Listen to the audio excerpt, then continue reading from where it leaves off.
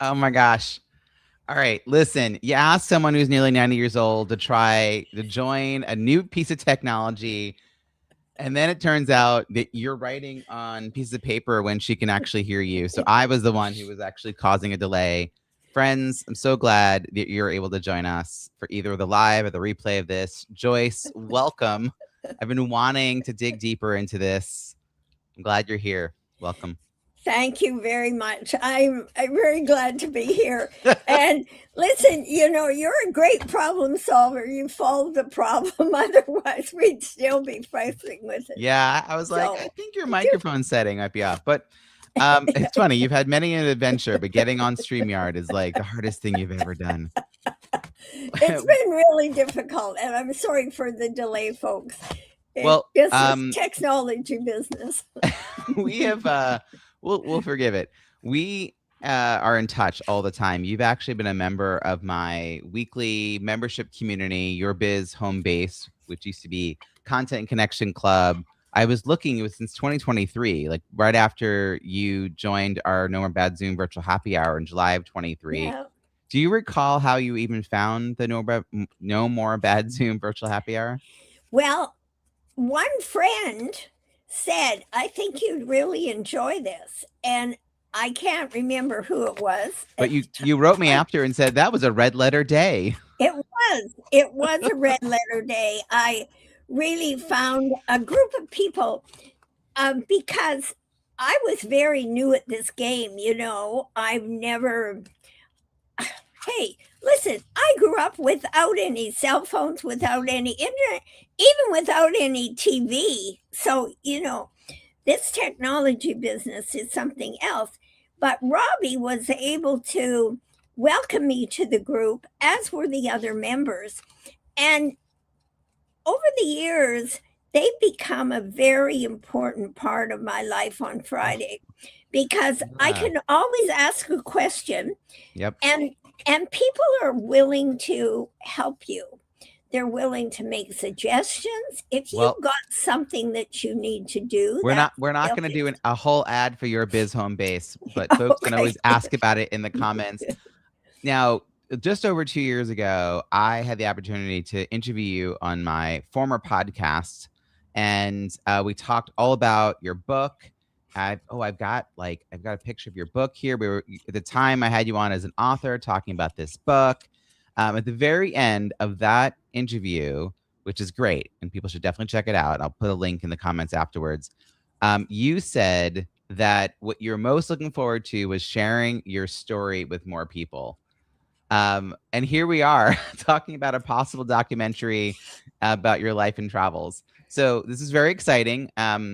For those who didn't get a chance to listen to that episode or haven't read your lovely memoir, I wanted to do a quick overview with you of your adventurous life. So at 57 years old, you put your treasures in storage.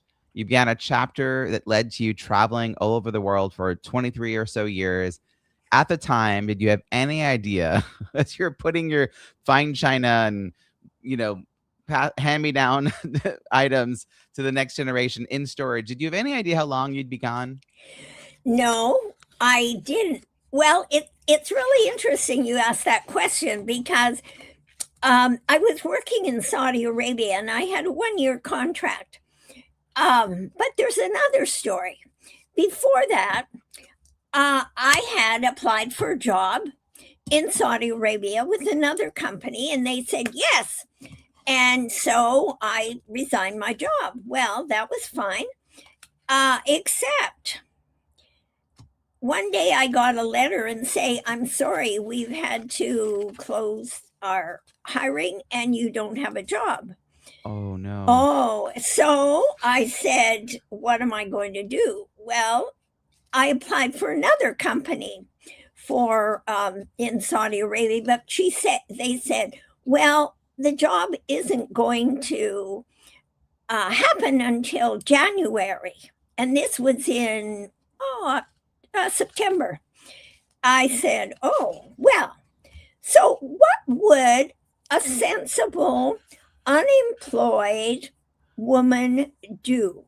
At She 57 years old, how at 57, what year is this? Like 1963.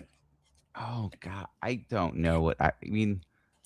1963. No, see, 30, 30 yeah. years. Yeah, it is. Was Wow. I? No, wait a minute.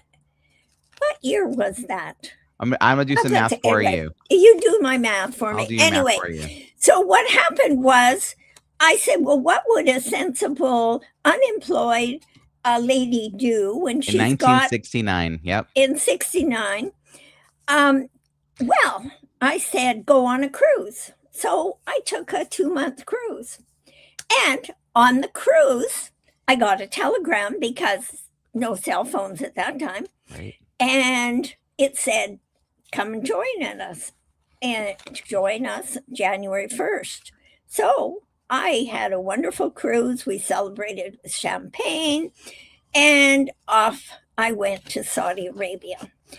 I just want to point out, Joyce, like you kind of underscored this at the beginning of our live, but you're talking about going on adventures at a time in the 60s, pre all modes of transportation and communication that we take for granted today.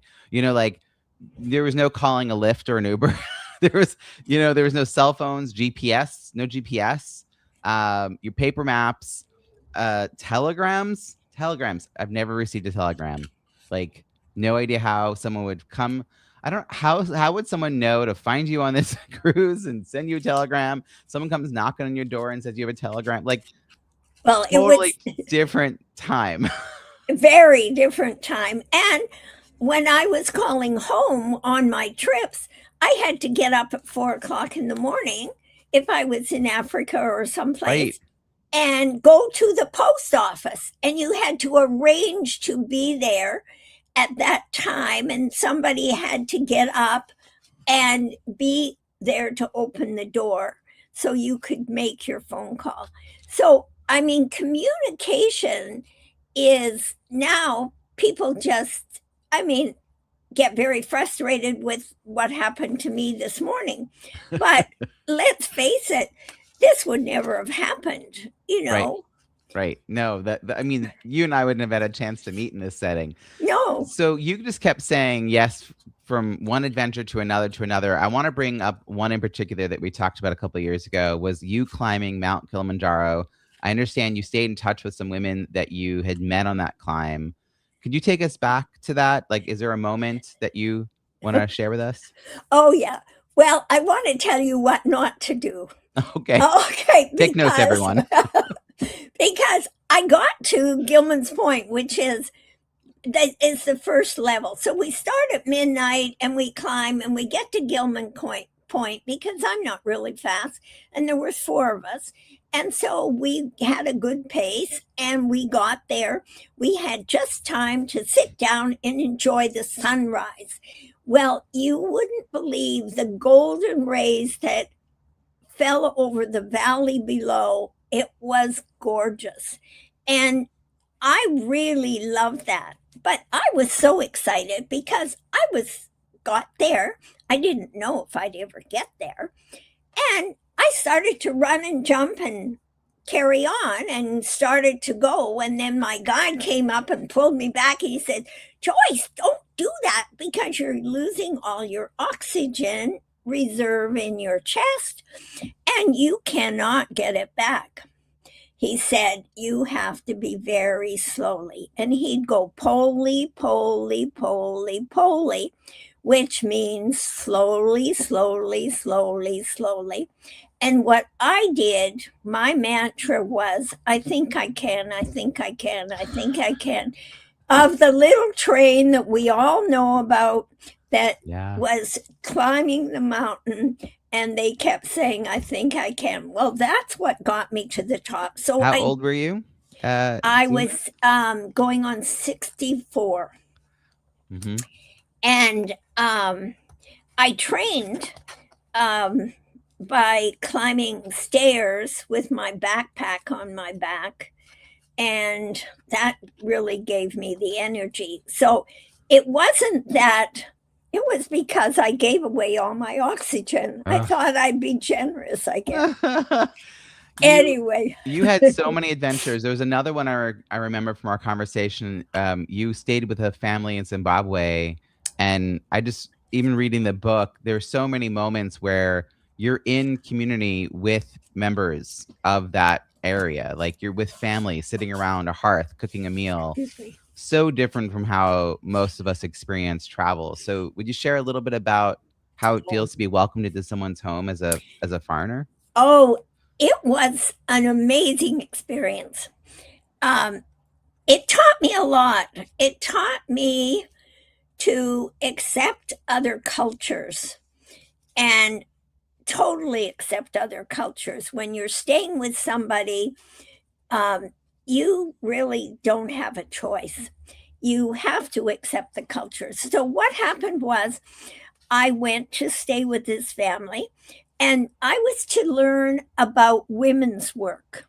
So, I did all the women's work with the women in the group and in the family.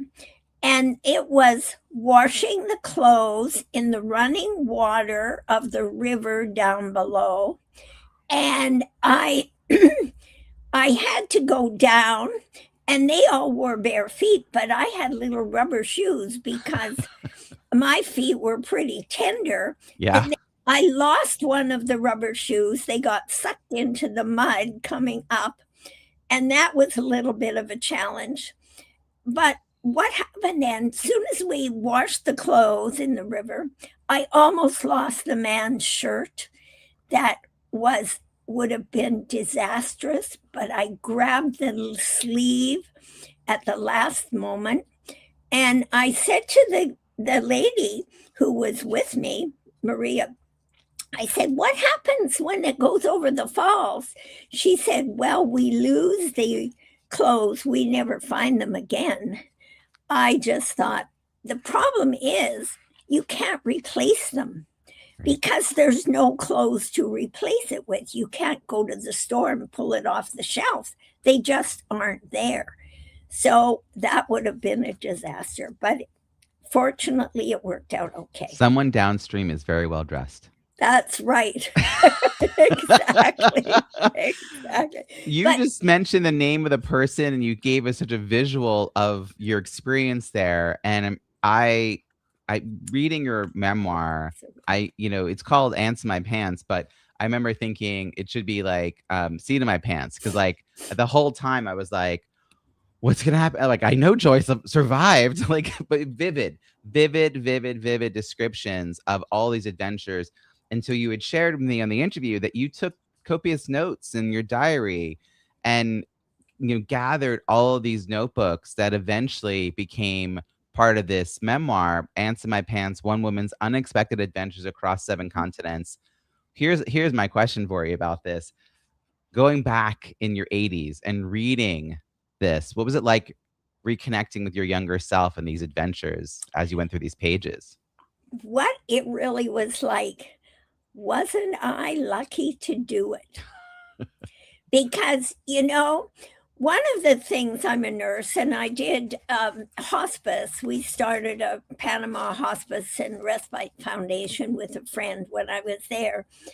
And the one thing people say to me, "Oh, I wish I had have done X in my lifetime." And so I said, I'm not going to be in that category. I'm going to do what I wanted to do. And it was very fortunate. But I waited 43 years to make that trip. I wanted to do it when I was in high school. I graduated from high school and I went to a Girl Guide camp. And how it all started, I met Lady Baden Powell at the Girl Guide camp. But most importantly, I met people from all over the world. And I was so curious. I said, I'm going to live and work in a foreign country. And that was when I was 18. So 43 years later, I went on the journey. It wasn't easy to make the decision because my family was there and all my life was there and everything. But a friend of mine said, "Joyce, do it." And finally, that was the push that said, okay, now's the time. And I left. I mean, just on a small scale, so many of us get stuck standing there and not making a decision moving forward. You also sent home letters and photos and stories to your mom, who gathered and saved them for Yes. you. And that eventually, again, went into the book. Since being able to share that book with us, which is now almost 5 years now, I think it's been out. Oh, no, 4 years. 4 years. Hmm. So, what response from a reader has meant the most to you? What the most common comment I have from readers is, I want to be just like you when I grow up, which is really a really deep compliment. I mean, you can't get a better compliment than that. But it was, what they were saying was, no, they don't want to do travel the world and that sort of thing. But what they're saying, they want to follow your passion, their passion, regardless of how long it takes. And don't wait, because you never know. You never I know. mean, I think the thing about me is how to live a great life at any age. Mm. And it doesn't matter what age you are, because there's always something I to just put look a forward to. I just put a photo up here. This I took from the documentary fundraising page, and it looks like you've already made it amongst all the Arctic Northwest Passage there. But they photo imposed this great photo of you onto that background. So could you share what is making you want? Yeah, yeah, you're turning 90 this year. What makes the Northwest Passage a journey you still want to take? Well, it's the last thing on my bucket list, Mm, and I wanted to do it, but then COVID got in the way, and then I just didn't think it was possible. But the opportunity came out now that we're doing our funding for Northbound at 90, and we're 60% there. So any wow. contribution is welcome. And we've got about 2 weeks to go. And we're just keeping our fingers crossed that we can get started. And this money will be used to develop the actual program and development. And then we're hoping that other people will be interested in some of the big organizations that Yeah. support these kinds of films. So this is the seed money to kind of get Yes. it going. Can you share how these filmmakers discovered you and your story, and how the book kind of that you took the time to write after gathering all those notes all those years ago? Like, how does the book and then the filmmakers finding you, how does it all come together? Well, it was a very funny story, because I was at the exhibition, walking around, um, telling people about my book and passing out my card. And I came across a guy, and he says, "Oh, we should make a film of that." And I said, "Oh, that's a great idea." And then we lost contact. And then about 2 years ago or a year ago, I happened to find the piece of paper in my desk, sorting out some things. And I gave him a call, and he said, "Oh, yeah, we might be interested." So that's how but the thing that is really important, and I'm really passing this on to people, and it was the topic of my TEDx talk this year. It's really the power of hello Mm, and reaching out and talking. In today's environment, we all have cell phones. That's what we use all the time. And, if you look at the time it takes to work something out for a meeting with a cell phone, it takes so many texts back and forth. It's so much easier just to pick up the phone and say hello. But I traveled the world saying hello, and that is exactly what is important, is communication, face-to-face communication. And I'm glad to see that some people are beginning to realize that. They're Yeah. beginning to come back to more face to face communication. But I've made so many friends just with saying hello. I know that's remarkable. The fact that you have gathered people over the years from all of your travels. The idea of a documentary would really bring a lot of those stories to like vivid life. I'm curious, what do you think a documentary would be able to do that readers wouldn't experience just reading it on the page? I think that it would impress upon them because visual is more you actually see the person Hmm. um, doing these things. And I really think that we've all kind of, or many people have told me, oh, I'm too old. I haven't got time. I didn't do it when I was younger. Um, and there's a point to that too, because health does play a big part. So Hmm. it's very important that you keep your health, you keep fit, you keep those basic things, and you socialize. In fact, socialization is one of the most important things to keep people healthy in their older years. So I'm hoping that this would encourage people to really live their life to their fullest till the age that they can't do anything anymore.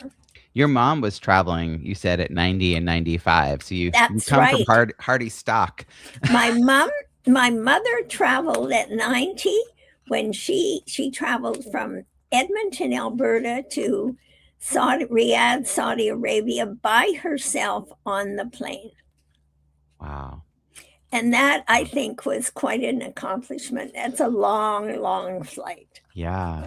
Yeah. So for those who are just discovering you today, I want to talk to them about what they might be able to do to contribute and make this next stage of the documentary possible. So it sounds like the seed money to do this would allow you to move forward for larger funding. The QR code that you see up here, that's the QR code to make a gift. I also spelled out the URL here on the screen. I made a big contribution, and I was actually looking. So when you first joined your Biz Home Base, formerly Content Connection Club, you joined at the $100 rate because that's how much it costs. That's the monthly fee. And I found out right away that you were over 80. And I said, oh no, people over 80, or people in their 80s pay $25 a month if they want to continue, of which we had a few. And then I had told you the other day, oh, you're nearing 90. I'll just waive it.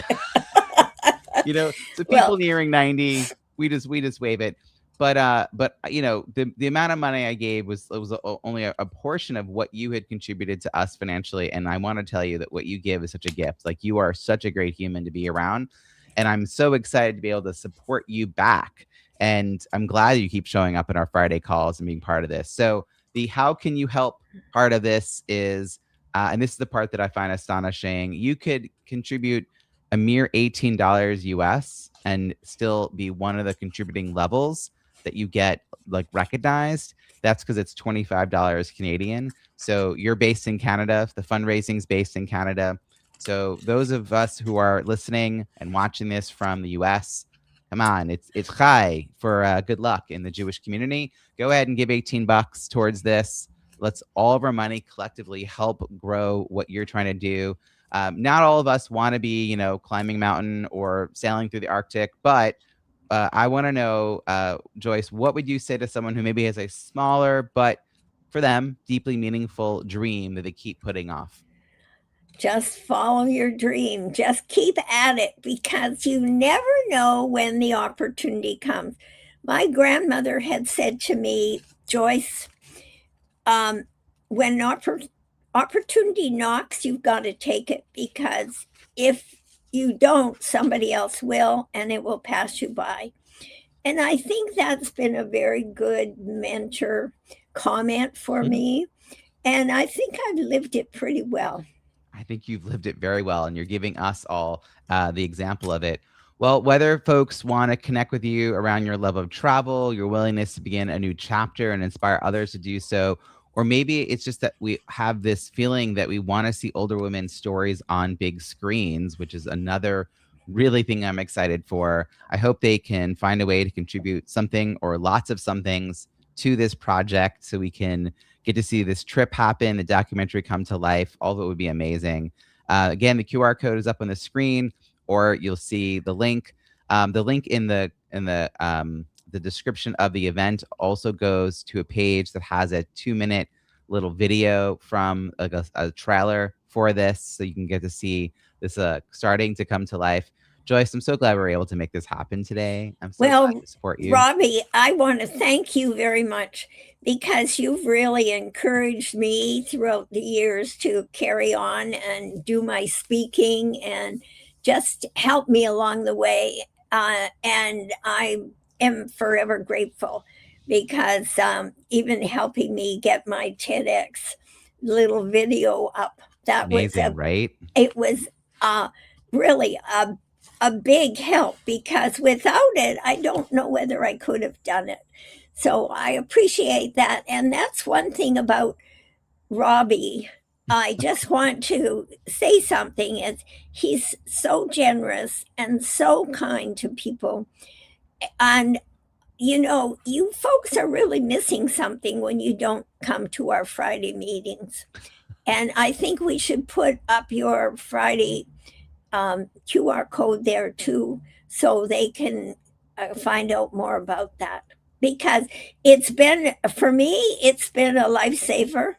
And probably I wouldn't be here doing this if I hadn't been with Robbie. The encouragement he's given me along the way, and it was very important.